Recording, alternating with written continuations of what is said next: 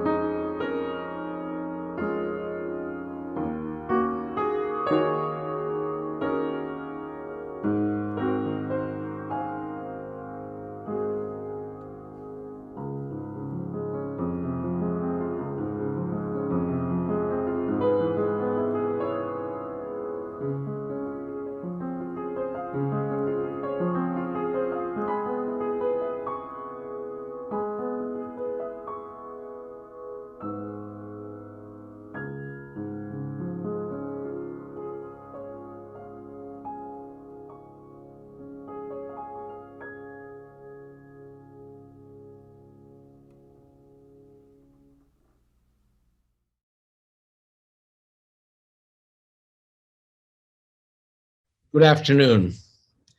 Welcome to Cedar Lane Unitarian Universalist Church to this online service of remembrance and celebration of the life of Edwina Hoffeld. Thank you all for making time to join us this afternoon. Your presence is a powerful affirmation of your respect, appreciation, and affection for Edwina. I invite you now to greet your neighbors in the chat by sharing where you're joining us from. We gathered this afternoon just as people have gathered for thousands of years at the death of a loved one, a member of the family, the tribe, to mourn and to grieve. We gather in this time made sacred by our presence and by our memories of Edwina, in the presence of the holy, known by many names, in which we live, move, breathe, and have our being. We gather from different places. We are at different stages on life's journey. Our paths are varied. We hold different beliefs and we look at life in different ways. But we all share one thing in common. Edwina's life has been woven into each of our own lives in many ways. Our experiences of her now transformed into memories afloat on a sea of love. We gather to mourn and to grieve, for we have suffered a great loss. And we gather to remember and do honor to a life well lived, Edwina's life and legacy of love. In so doing, we celebrate the life that Edwina lived, the loves that she cherished, the beauty that she created, and the values that she embodied. So today, we honor our grief, but we also hold up for each other our deep gratitude and our joy for having known and loved Edwina, and for the blessing of being loved by her in return. In this spirit, we gather. In this spirit, we begin. As is the custom of our Unitarian Universalist tradition, we open this sacred time with the kindling of the chalice. The flame we kindle is an ancient symbol of transformation, and the chalice that holds it is a symbol of community, love, and service.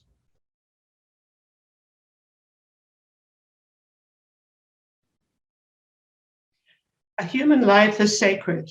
It is sacred in its being born. It is sacred in its living. It is sacred in its dying. These words by Oliver Sacks in an essay titled My Own Life speak to me. There will be no one like us when we are gone, but then there is no one like anyone else ever. When people die, they cannot be replaced. They leave holes that cannot be filled. For it is the fate of every human individual to find his own path, to live his own life, to die his own death.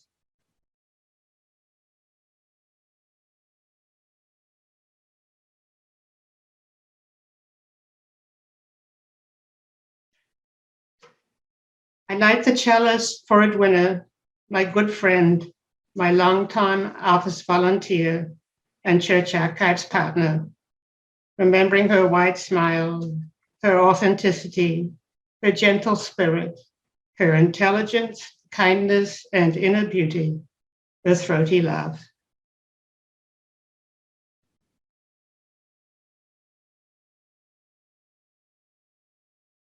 Good afternoon. I am the Reverend Katie Romano Griffin, one of the ministers here at Cedar Lane. As Unitarian Universalists, we hold that each of us is made up of divine stuff. Each of us is worthy of love. And we are, in fact, created from love. Our lives are a tapestry of that love woven together. When we remember those that we have lost, we seek to revisit the many threads that added color and brilliance to the tapestry of the person that we loved. I'm going to lift up a few of those threads, just some factual threads for you. And as we continue this celebration of the life of Edwina Hoffeld, you will find texture and meaning and color in the remembrances from family and friends and other loved ones through music and word.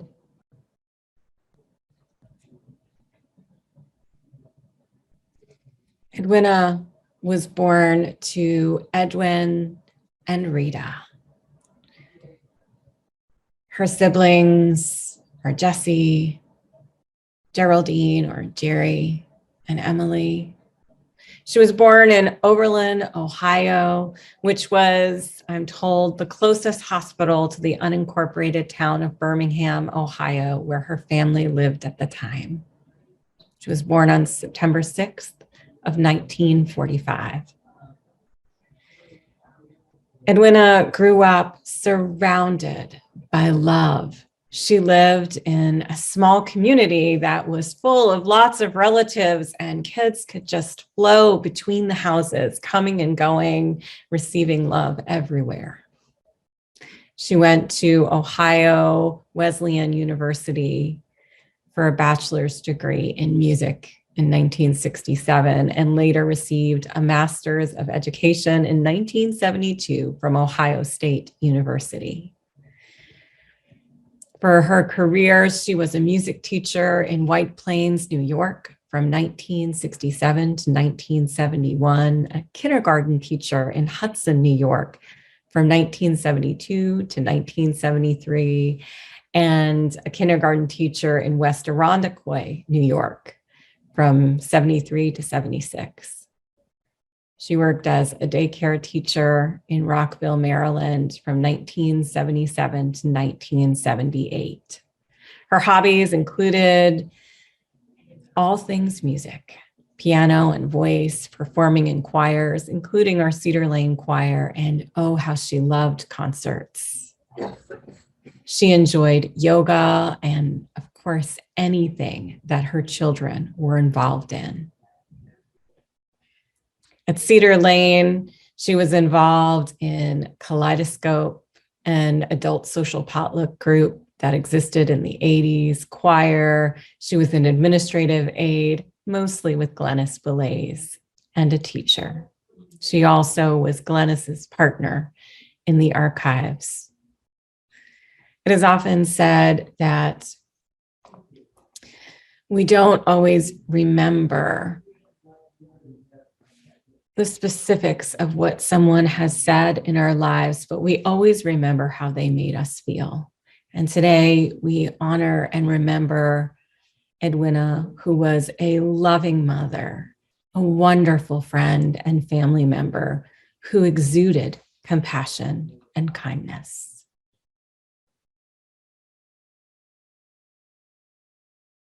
Edwina was born to Rita and Edwin Howe, who lived in a small northern Ohio town.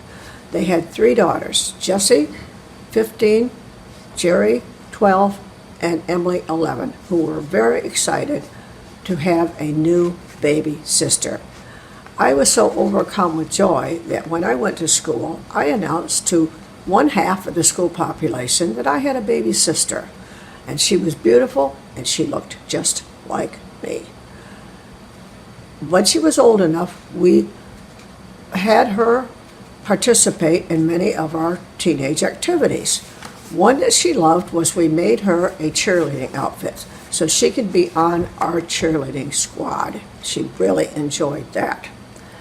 Edwina enjoyed being near family. When she lived in White Plains, New York, she would spend many weekends driving the 2 hours to our house to be with me, my husband, and our small 3 girls who enjoyed having Aunt Winnie come to visit them. 2 years later, she lived 10 minutes from us, so everybody was overjoyed to be able to spend a year with Edwina. The 4 sisters lived from California to Massachusetts, but we planned many reunions and sister affairs.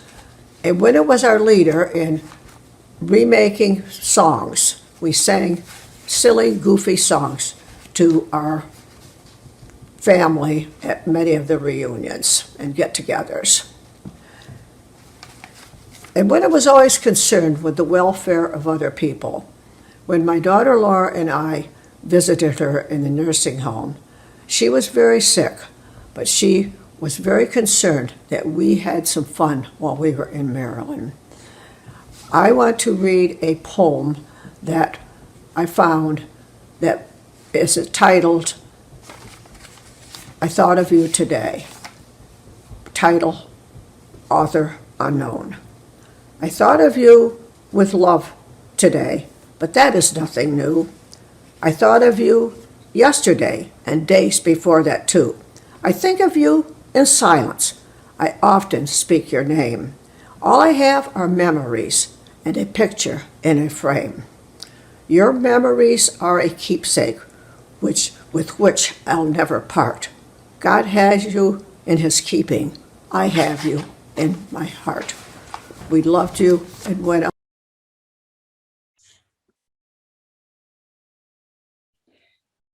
My name is Carolyn Dybel, and I want to share some recollections of my friendship with Edwina for the last 54 years. I remember the day I first met Edwina at Ohio Wesleyan University. In our freshman dorm, she was in the living room around the piano singing selections from South Pacific, since she had played the lead role of Nellie in her high school musical. I was struck not only by her lovely voice, but also by her warm and bubbly personality. We were both music majors and performed together in many musical events there, including several choir tours. Then, a few years after college, we were delighted to land our first jobs teaching within an hour of each other in New York. As our friendship grew stronger, we provided support for each other during those early days in our careers. It was also during this time that Edwina encouraged me to reconnect with our mutual friend from college, who eventually became my husband. Again, our paths crossed when Edwina located in the Rochester area, my hometown. I visited her whenever I came home, and when Terry and she were married, they asked me to provide music for their ceremony, and later she was a bridesmaid in my wedding. Eventually, we both ended up in Montgomery County, where Terry began his career at NIH. As our families grew, we often enjoyed getting together to provide moral support for each other. Edwina was always there for me, listening to the ups and downs of my life, as was probably true for many of you. During the last months of Edwina's life, we had some very meaningful spiritual conversations about life and death. The last time we were together was for lunch at my house, and she was just as I wish to remember her: vivacious, enthusiastic, hopeful, and a caring and loving friend. Edwina, I feel so blessed to have had your undying friendship throughout my life and miss you terribly.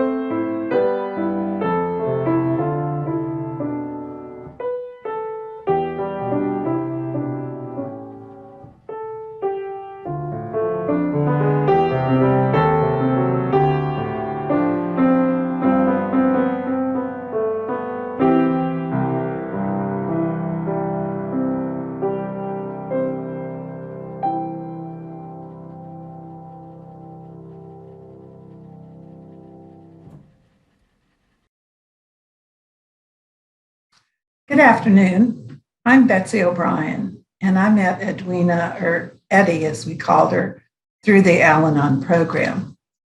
In celebration of her life, I thought of 4 words that describe my friend: kindness, friendship, dedication, and family. Kindness. Eddie's kindness was displayed by her smile as she approached others to comfort them. She was always welcoming, consoling, and friendly, encouraged others to follow their dreams. One final act of kindness was her willingness to openly share her struggles with cancer with us, to help us accept her illness. Friendship. The Gang of 5 was the name we gave to a friendship that has lasted over 20 years. 5 of us first met to do a personal inventory, but in the process became good friends. We started a routine of going to lunch each month, celebrating our birthdays, or just having a girls' night out. Even COVID-19 couldn't stop us. We switched to Zoom lunches, sitting alone in our respective homes and talking for hours over Zoom.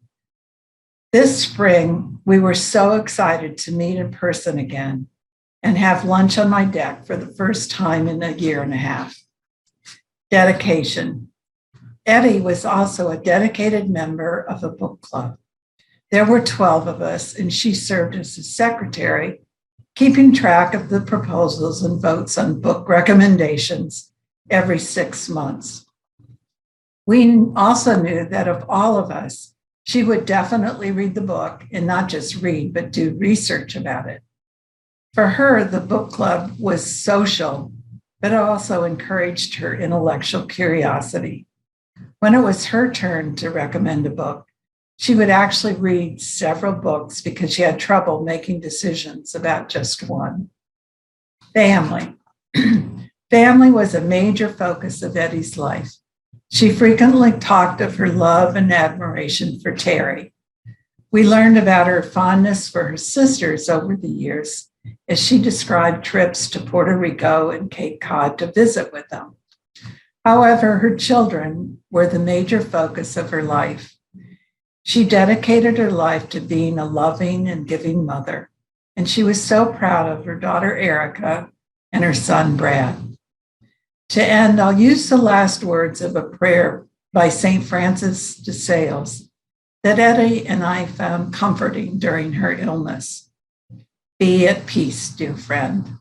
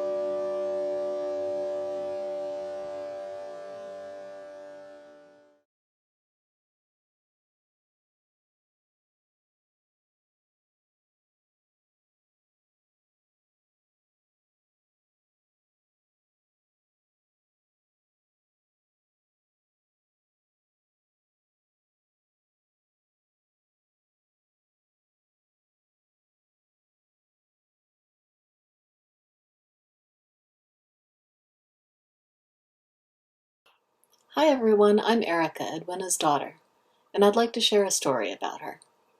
Picture it. Ithaca, New York, August 2000. I'm starting veterinary school and my roommate-to-be is a Jewish vegan lesbian. Mom says, "Whatever you do, don't become a vegan." I couldn't follow her advice. When I told her in December of that same year that I was a vegan, she burst into tears. Later, when I asked her why she was so upset, she said, "Because now we won't be able to share meals together." It wasn't true, of course. Mom learned to make dishes without dairy and eggs, I learned to cook in my own right, and we shared many, many more meals over the years to come. But when I reflect on this story, and many others from Mom's life, the thing that stands out is that she chose to learn and adapt to what was a confusing and frankly upsetting situation for her. She did it because her family was more important than her discomfort. This proved to be a pattern I saw again and again with Mom. She learned to better support an alcoholic family member and herself by joining Al-Anon. She told a daughter whose form of teenage rebellion included climbing tall trees and barking at house guests that she was more than worthwhile. She was remarkable. When a relative married a non-binary person, Mom took a class to better understand pronouns so that she would be prepared for the wedding. She has been a trusted confidant to loved ones going through divorce, domestic abuse, and depression. She has befriended such a variety of people with such a remarkable array of interests and shared their joy and their passions.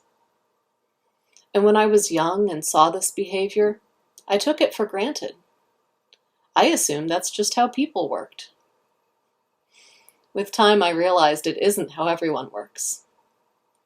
But for those who want to touch the world the way Mom did, consider this.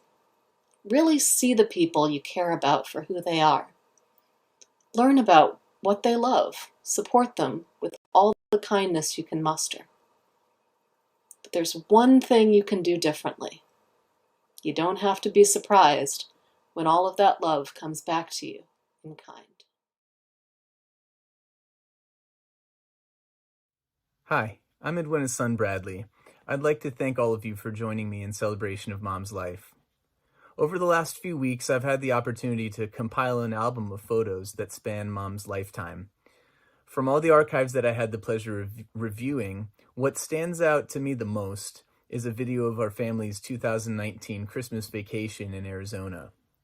Earlier that year, Mom told me that she had always wanted to see the Grand Canyon, and during that trip, she finally got her wish. This visit to the canyon and her reaction to it inspired the following song, and I hope you enjoy it. Joining me in song are my wonderful wife, Melissa, and my dear friend, Sharid. Melissa and Sharid both enjoyed close, loving relationships with Mom, and the three of us couldn't think of a better way to honor her than through song. Mom actually gets a songwriting credit here because she unknowingly wrote some of the lyrics. Thank you, Mom, for bringing music into my life, for teaching me to love openly and honestly, and for continuously modeling how we should take care of each other and ourselves.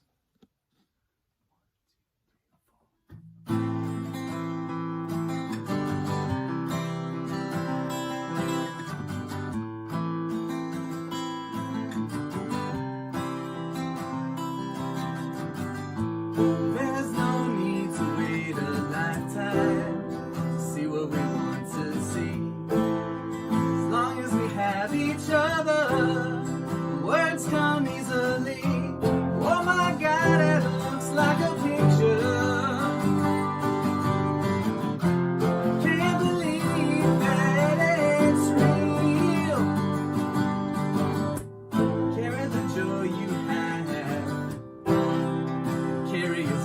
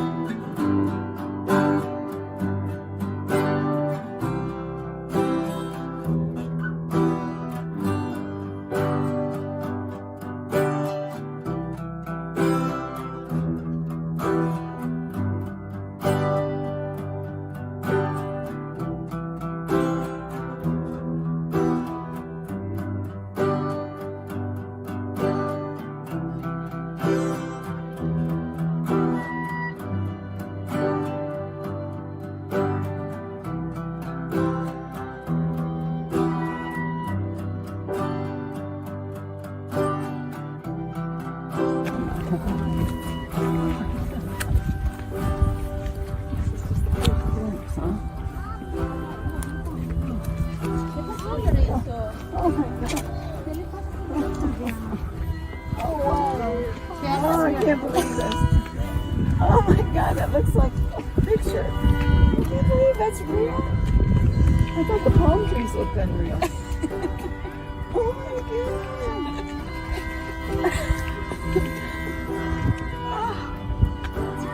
Oh my God, does it look like a painting? Yeah. I can't believe it's real. It really looks like a painting, except for this part. Yeah.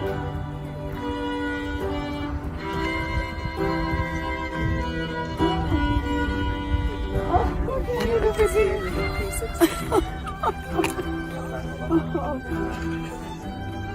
Oh, wow.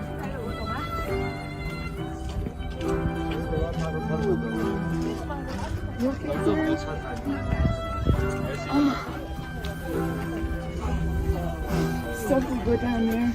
We can go down to that another pool. It's the overlook. This is even prettier than Oh. Yeah. This is unbelievable.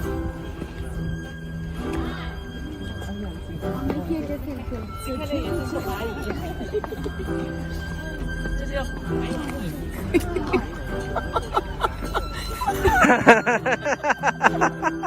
worth the wait?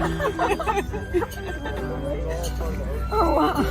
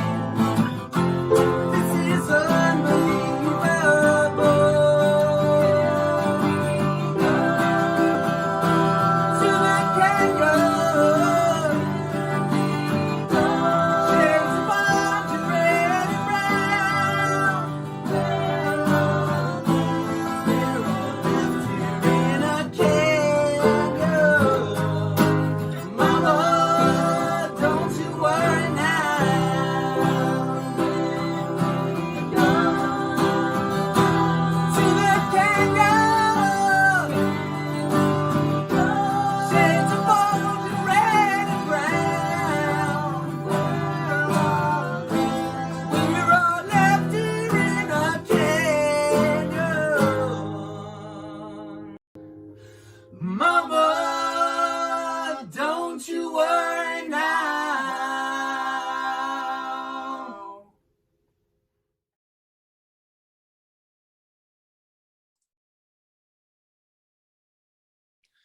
Good afternoon, family and friends. I'm Terry Hoffeld, and I had the honor, the privilege, and the wonderment of knowing Edwina for nearly 50 years and being her husband for more than 48 of those years. I recognize a final irony today. In the fall, when Edwina's deteriorating health had become apparent, I was discussing with her any preferences for the period following her death. I mentioned having a memorial service at our church. She was immediately against the idea. And when questioned why she opposed it, she said quietly, because no one would come. Little did I realize that she would be technically correct, that no one is at our church for this service, but we are heartened that all of you have chosen to join us in safety and good health online. Her humility in that brief opposition is so representative of the Edwina we all knew and loved. She denied herself the recognition of her influence and effect upon each of us with whom she had contact. During her final months, the outpouring of cards, flowers, email messages, and other expressions of caring allowed her to accept and acknowledge the fact that she was loved by so many. Thank you all for being here. The others, providing reflections, will be talking mostly about recent history. So I'll limit my comments to our early years. I mentioned we shared 48 years of marriage, which we celebrated to the extent that it can be called celebration in her hospital room at Walter Reed. One of the fond memories about which we reminisced was how we met, a question often asked by younger couples. In the spring of 1972, Edwina was finishing her studies for a master's degree in early childhood education at Ohio State. I was completing my 4th year in dental school there. In order to get away from the campus, occasionally I'd reserve 2 season tickets to the Columbus Symphony Orchestra monthly concert series. The early April concert was to include a recital by the soprano Maria Callas. I did not find a date in time, so I went alone. Just before the concert began, a couple came in and sat in the seats next to mine. We did not have time to talk before the concert began. During the intermission, I went to the lobby. Seeing no one I knew, I approached the couple who had been sitting next to me. Much to my surprise, he was a 3rd-year dental student whom I had never met. And in the din of the crowd, I heard him say something about his fiancée. His date told me about her work towards her master's degree. The noisy intermission ended, and we returned to our seats. We said courteous goodbyes at the end of the concert and all departed. A week or so later, I happened to see the guy in the lunchroom at the dental school and went over to chat. I complimented him on his fiancée, only to find out that the woman he had been with was not his fiancée. His fiancée did not like operatic music, so with her assent, he had called an old friend from choir days at Ohio Wesleyan, who accepted his invitation.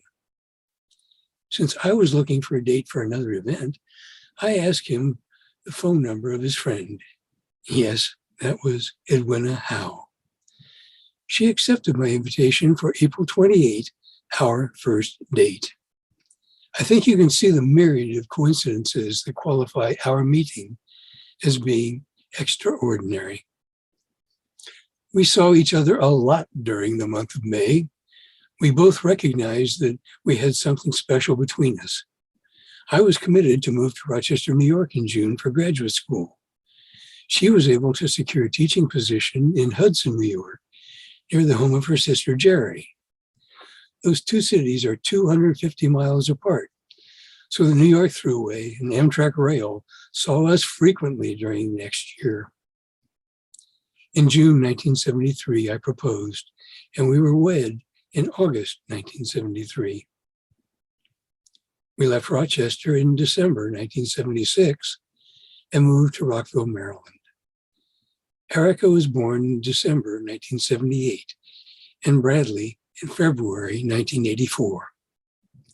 Raising our kids became her greatest delight and purpose and remained so until her death. The breadth of experiences of parenting allowed us both to expand our relationship from our earlier inward isolation. We were each able to grow in so many ways, thanks to participating in the lives of our children, engaging in the activities of our communities, and by mutual agreement to develop ourselves. And yet another coincidence, the week after her death, I received a quotation that I think wonderfully sums up the way that we both grew and developed together. The quotation from Phoebe Yang reads, quote, "A sanctified relationship is one in which neither party silences nor sacrifices, and each is responsible for expressing his or her strength and vulnerability. Real closeness, I now know, cannot be pursued or demanded. Love is the passion of people clarifying their beliefs and values through each other." End quote. Edwina gave that kind of devotion to our relationship, and I'm sure many of you recognize that she gave that level of commitment to your relationship with her also.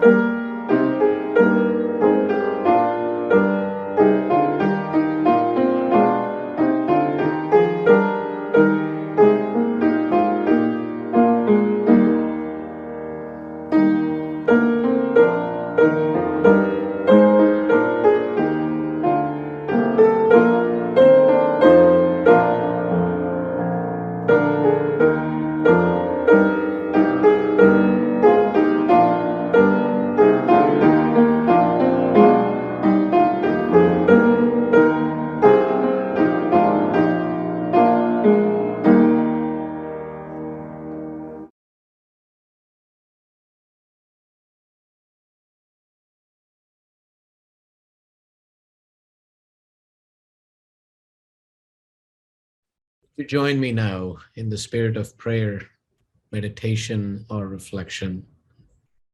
Nameless one of many names, Spirit of life, and also our companion in times of death, be with all who gather here in remembrance, sorrow, and gratitude.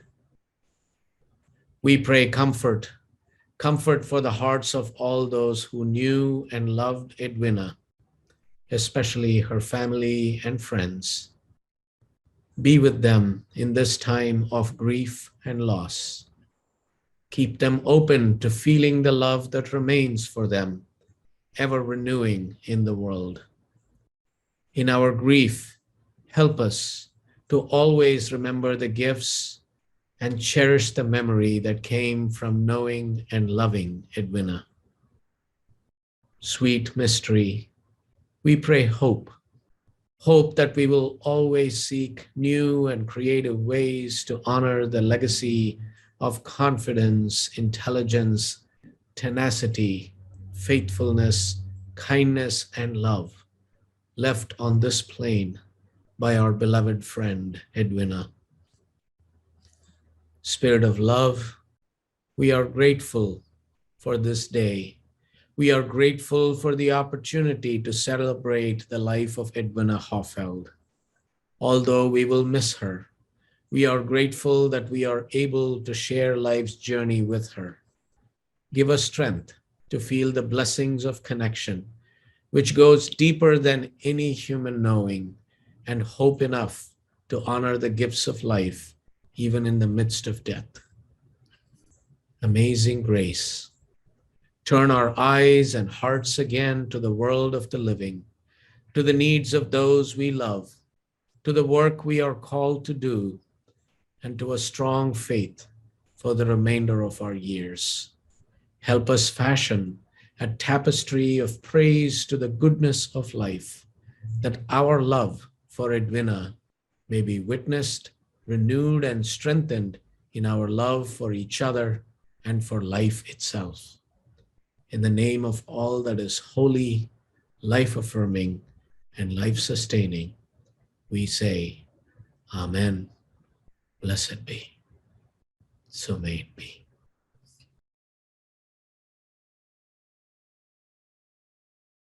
Thank you, Reverend Abi, for that beautiful, beautiful prayer. In some traditions, when a weaver completes a tapestry, they leave a way forward in that tapestry. And as we begin to close out this time of remembrance, this time of celebration of Edwina's life, we know that we carry her with us in our memories, in our hearts. And I leave you with these words, this prayer, which was a favorite of hers. She offered it to so many people, and she read it every day. May you receive these words from the morning prayer for guidance. God, today may I hear your voice within. Guide me through this day, through every problem. Guide my heart, mind, tongue, and tone. Guide me to make the right decisions and grant me the strength to have the courage of my convictions. May I find in today gratitude, a brighter light, and a straighter path. May it be so. Amen, and blessed be.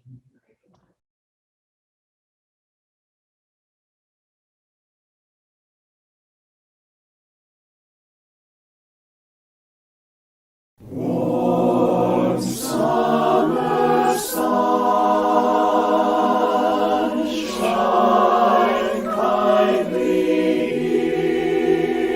here. Warm southern wind, blow